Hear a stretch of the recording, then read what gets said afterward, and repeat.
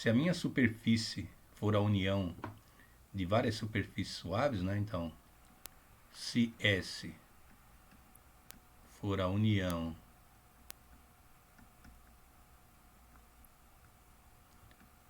de várias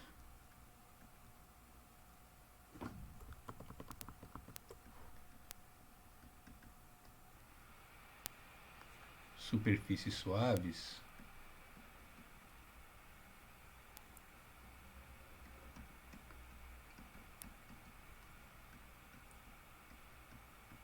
por exemplo, se S for a união de S1 com S2,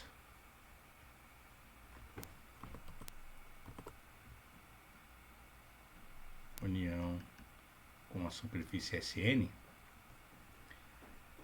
assim como para integrais de linha, né? O que a gente vai ter? A integral de superfície de S de uma função f de x, y, z ds vai ser nada mais, nada menos que a soma das integrais de superfície ao longo de cada uma delas. De f ao longo de S1 mais a integral de superfície de f de x, y, z ds ao longo de S2 até a superfície Sn. E aí, cada uma das superfícies eu vou ter que analisar se eu vou utilizar, descrever ela na forma gráfica ou na forma paramétrica e ver como é que a gente vai resolver. Então, vamos fazer um exemplo para a gente entender melhor. Então, vamos ver o seguinte exemplo. Calcular a integral de superfície de z ds ao longo das seguintes superfícies.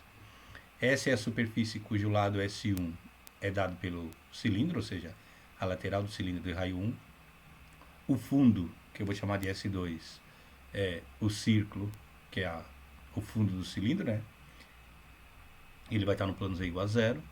E o topo, que vai ser a superfície S3, é a superfície de interseção, né? A parte desse plano que está acima da superfície S2. Vamos fazer um desenho para a gente entender melhor.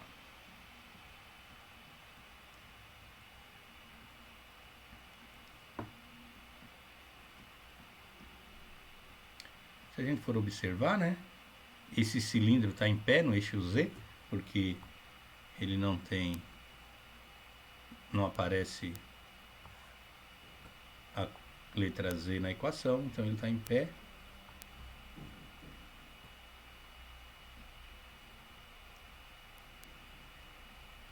É um cilindro de raio 1. A gente vai fazer uns rabiscos aqui, né?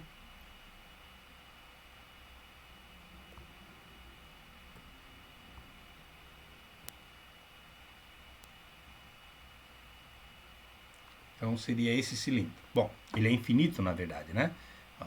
Ele seria infinito. O cilindro não teria limitações na altura. Só que aí o que acontece? O cilindro tem raio 1, mas ele é limitado no fundo por essa circunferência aqui, que eu vou chamar então a lateral é S1, que é x² mais y² igual a 1. O fundo, que ele chamou de S2, a gente pode dizer que é z igual a 0. Então, essa superfície aqui do fundo está no plano z igual a 0. E agora vem a superfície S3. Bom, ele diz que é limitado pelo plano z igual a 1 mais x. Aqui tem um problema para desenhar, que esse plano ele é inclinado, né? E aí ele vai ter a inclinação no eixo x negativo, que estaria para cá. Então a parte do corte do cilindro estaria aqui na parte de trás para desenhar. É como se o meu cilindro ficasse...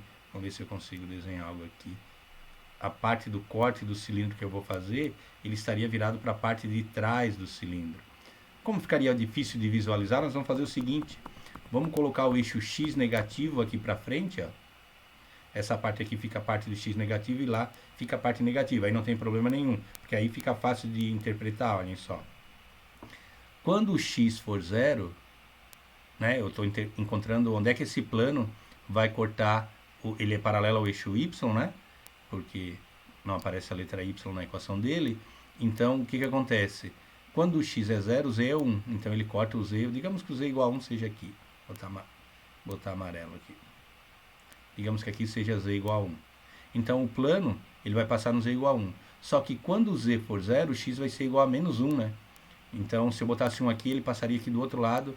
O meu corte estaria virado para o outro lado. Então, esse plano, eu vou traçar uma reta que fica mais fácil de interpretar.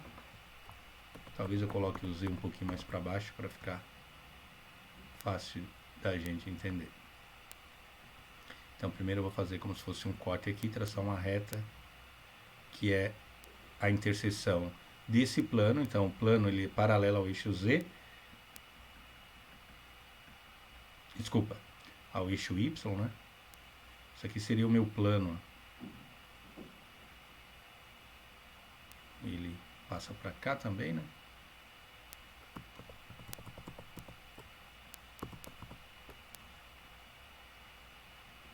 Eu vou desenhar um pedaço aqui desse plano.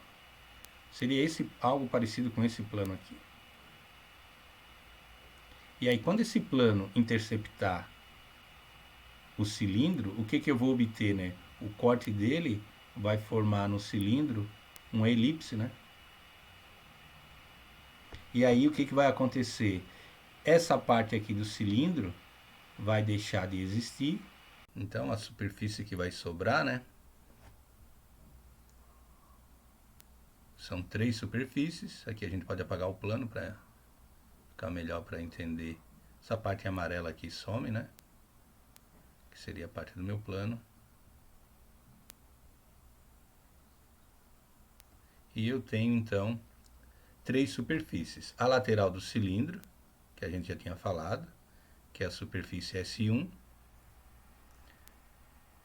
O fundo, que é a superfície S2. Então, deixa eu trocar a superfície S1 de lugar aqui para ficar melhor de visualizar, já que a gente jogou para cá a parte do eixo X negativo, né, para ficar melhor de visualizar. Então, a superfície S1 é a lateral do cilindro, x² mais y² igual a 1. E eu tenho a superfície S3 aqui, vou botar em branco, que é essa elipse, né, que na verdade é um plano, é um pedaço do plano, que a gente vai chamar de S3, que é z igual a 1 mais x. A gente vai começar pela superfície S1, que é a lateral do cilindro. Então, a lateral do cilindro é meio óbvio que a gente use coordenadas cilíndricas. Então, lembrando que a gente quer resolver a integral de superfície de z ds. Então, vamos lá descrever a superfície S1.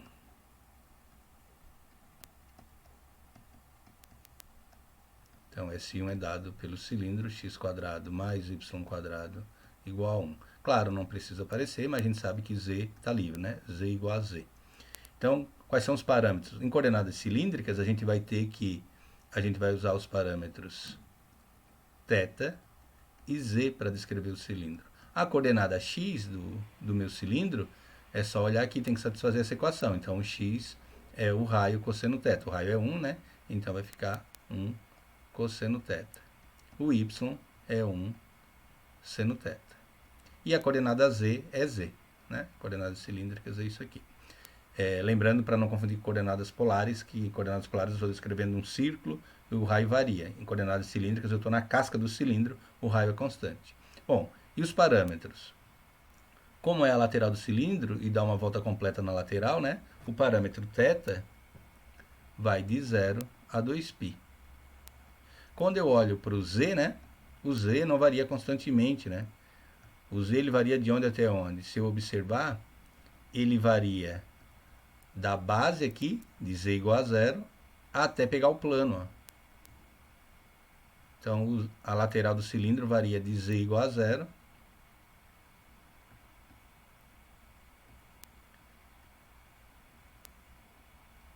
até o plano 1 mais x. Que z ali é o plano 1 mais x. Bom, qual é o problema aqui, né? X não é parâmetro. Os parâmetros da superfície S1 são θ e z. A coordenada x é 1 mais cosseno θ. Então, na verdade, o meu z ele varia de 0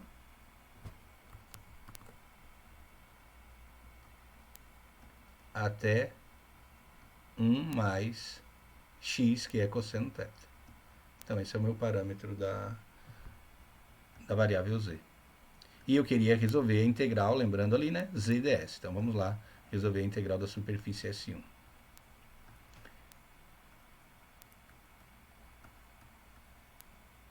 Bom, então, a integral da superfície S1 de z ds, eu tenho que lembrar, né, que para resolver a integral da superfície S1 de z ds, quem é o ds? ds é o módulo do RU vetorial RV, né? Então, só vou colocar aqui para lembrar como é que essa integral vai se dar.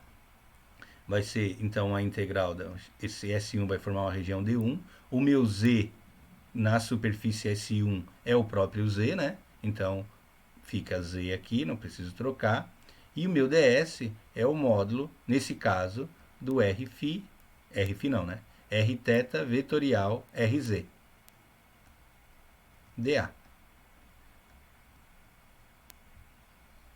Portanto, eu vou ter que calcular esse produto vetorial e pegar o módulo. Então, vamos lá fazer esse produto vetorial. Vai dar o raio do cilindro, né? Mas tudo bem. Então, vai ser que a derivada do R em relação a θ, é só derivar aquele vetor ali em cima. Derivando em relação a θ vai dar menos seno de θ, cosseno de θ, e derivando z em relação a θ vai dar zero. E se eu derivar em relação a z, vai dar 0, 0, 1, né? 0, 0 e 1. Por quê? Eu vou derivar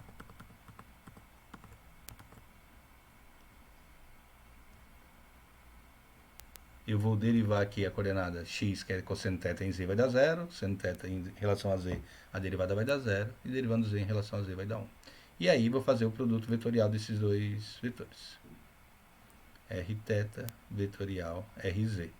Não importa a ordem por enquanto aqui, porque eu vou pegar em módulo, né? Então, vai ser I, J, K. Aí, a primeira linha, que é o R, a derivada em relação a θ, é menos seno θ, cosseno θ e 0. E aqui é 0, 0 e 1. Então, esse Rθ vetorial Rz vai me dar um vetor que é cosseno θ na variável x, né, na coordenada x. Aí depois vai dar 0, j aqui vai dar 0, vai dar seno θ. Na verdade, né, só lembrando, fazendo esse determinante, pode fazer por sarros, repetindo as duas colunas aqui do lado. E aí, por último, a variável k, aqui vai dar 0 na diagonal principal e 0 na diagonal secundária. Bom, então a gente sabe que esse vetor aqui tem módulo 1, né?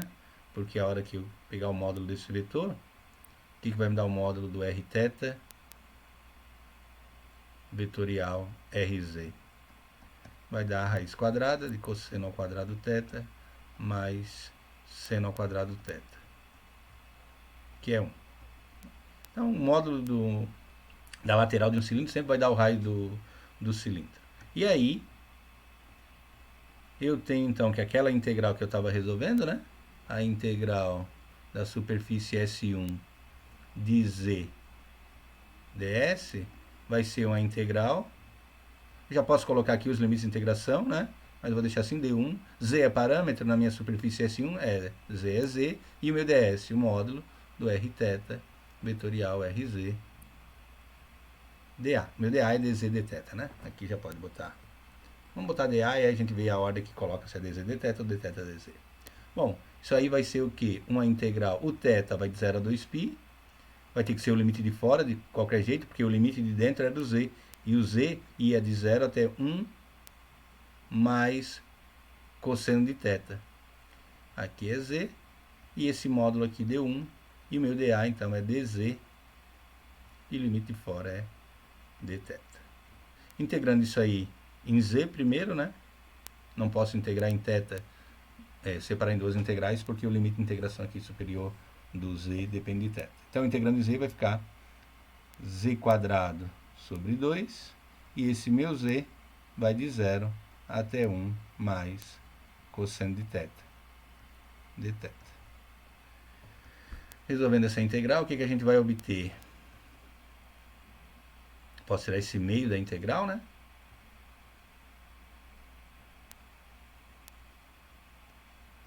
0 até 2π, e vou substituir o limite superior, que é 1 mais cosseno de θ ao quadrado, menos o limite inferior, que vai ser 0. Então, eu não preciso. Aí, para integrar isso aqui, eu vou ter que elevar ao quadrado. Então, isso aqui vai ficar 1 meio da integral de 0 até 2π, quadrado primeiro, 2 vezes o primeiro vezes o segundo, mais o quadrado do segundo. Aí, vou quebrar em 3 integrais, que vai me dar meio da integral de 0 até 2π, do que? De 1 dθ, já poderíamos fazer, né? Isso vai dar 2π, mais a integral de 0 até 2π de 2 cosseno θ dθ, e mais a integral de 0 até 2π de cosseno ao quadrado de θ dθ. Resolvendo aí, a gente vai obter o que? Meio. Aqui vai dar θ, de 0 a 2π. A integral do cosseno é seno, né? 2 seno de θ de 0 a 2π. Isso aí vai dar 0, né? Porque seno 2π é 0, seno de 0 é 0. Mas, agora essa integral aqui nós vamos ter que usar a identidade trigonométrica 1 meio de 1 mais o cosseno 2θ. Então, a gente vai integrar de 0 até 2π meio de 1 mais o cosseno de 2θ dθ. Aí, o que a gente vai obter, então? A gente já pode integrar as primeiras ali, né? Então, isso aqui vai me dar meio. Aqui vai dar 2π. Aqui vai dar 0, né? Porque vai ficar sendo 2π que é 0, sendo 0 que é 0, mais esse meio aqui. E aí vou integrar aqui dentro. A integral de 1 dθ é θ, mais a integral do cosseno 2θ é seno de 2θ sobre 2. De 0 até 2π.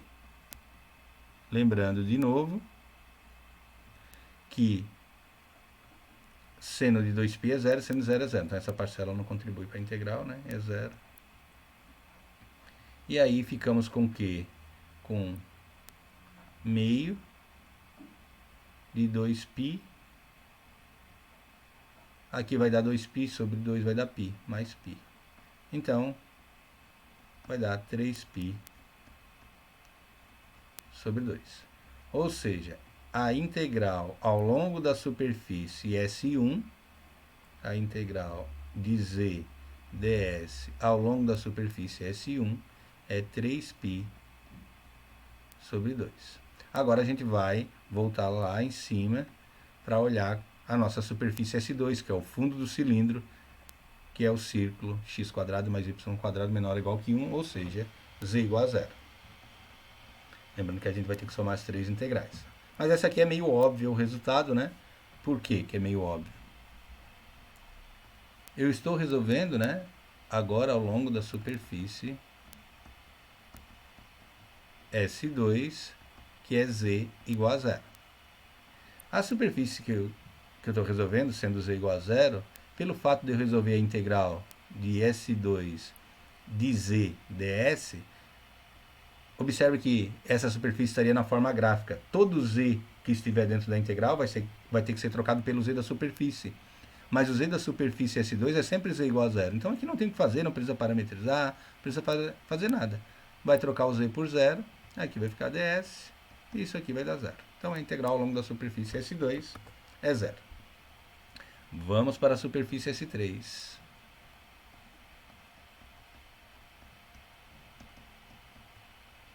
A superfície S3 é o plano, né, aquela elipse, né, z igual a 1 mais x. Eu não vou me preocupar de imediato com os limites de integração, eu sei que essa superfície está na forma gráfica.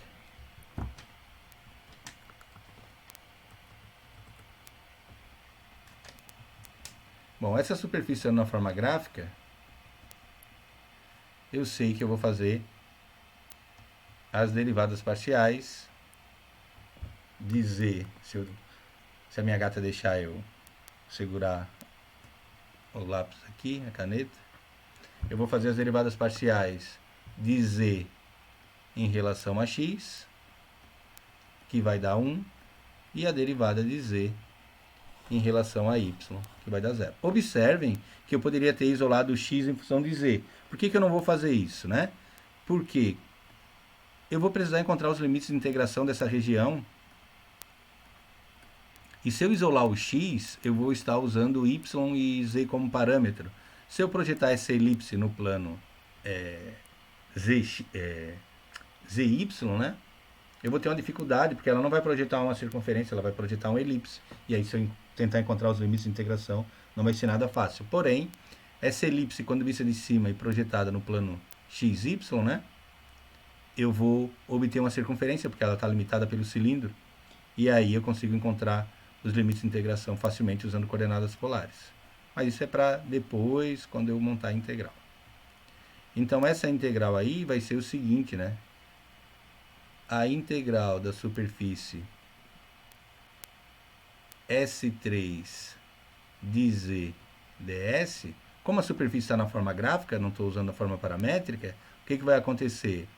Eu vou ter que olhar para o z, esse z é parâmetro? Não, z não é parâmetro, parâmetro é x e y, então eu vou ter que trocar o z por 1 mais x. E quem é o meu ds? Como eu estou usando na forma gráfica, a gente já demonstrou em aulas anteriores, o ds, né, que é o módulo do Rx vetorial Ry, esse é o meu ds,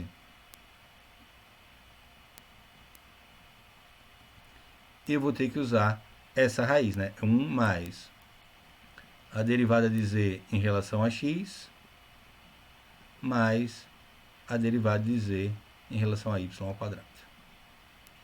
dA. Aí a gente troca pelas derivadas, né? Isso aí vai dar, então, que uma integral dupla de d3, que é a região de integração, 1 mais x. Isso aqui vai dar raiz de 2, né? Porque as derivadas são 1 e 0, então vai dar 1 mais 1 ao quadrado mais 0, dA. Eu posso tirar essa raiz de 2 da integral. Vai ficar a integral da região d3 de 1 mais x dA. Bom, mas quem é d3? d3 é a sombra, ou a projeção, né? d3 é a projeção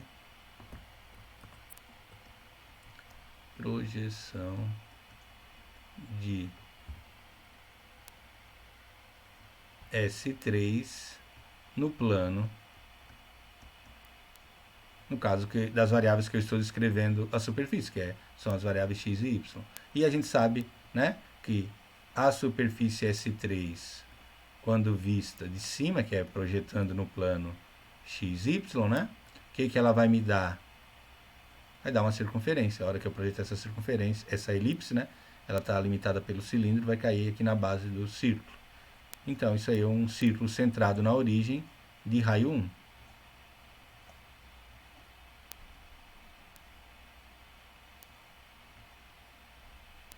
Então, o meu D3, né?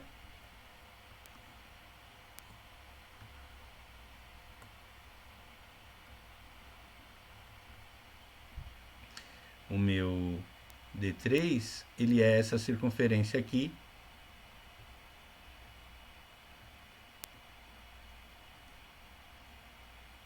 Não parece estar centrada na origem, mas está centrada na origem.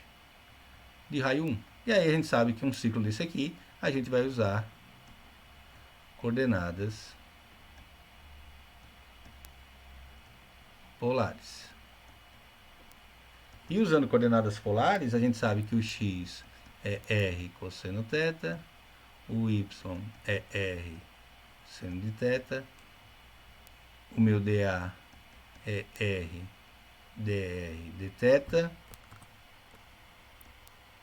o meu θ vai de 0 a 2π,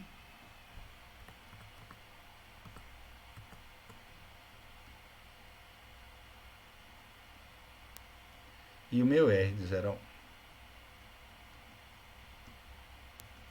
Bom, aí o que acontece? A integral que eu estou resolvendo ali, né, é a integral, vou botar aqui, d3, de 1 mais x, raiz de 2 aqui fora, dA. Essa era a integral que eu estava resolvendo. Então, isso aqui vai ficar raiz de 2, integral de 0 a 2π, integral de 0 a 1, 1 mais x, o meu x é r cosseno θ, e o dA é r dr dθ. Então, integramos em r, depois integramos em θ. Vou fazer a distributiva aqui com esse r, então vai ficar raiz de 2, integral de 0 até 2π, integral de 0 até 1, de r mais r ao quadrado cosseno θ,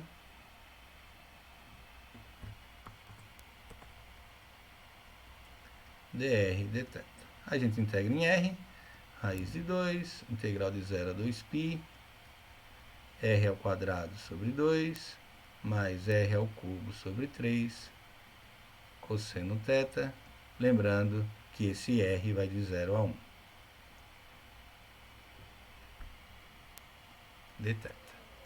E aí, substituo os limites de integração do r, ficamos com raiz de 2, integral de 0 a 2π, vai ficar meio, né?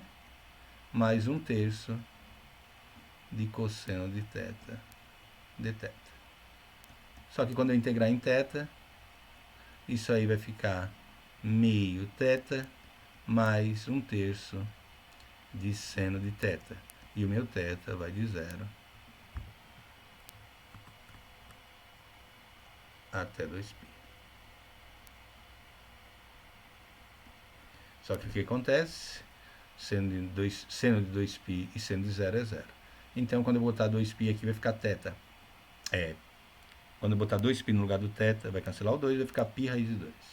Então, essa integral aí vai dar π raiz de 2, que é a integral da superfície S3.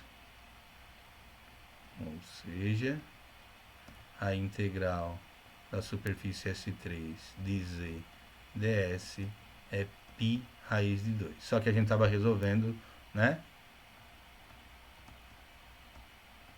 a integral ao longo de 3 superfícies. O que acontece? A integral da superfície da função z ds ao longo das 3 superfícies é a integral da superfície S1 de z ds mais a integral de z ao longo da superfície S2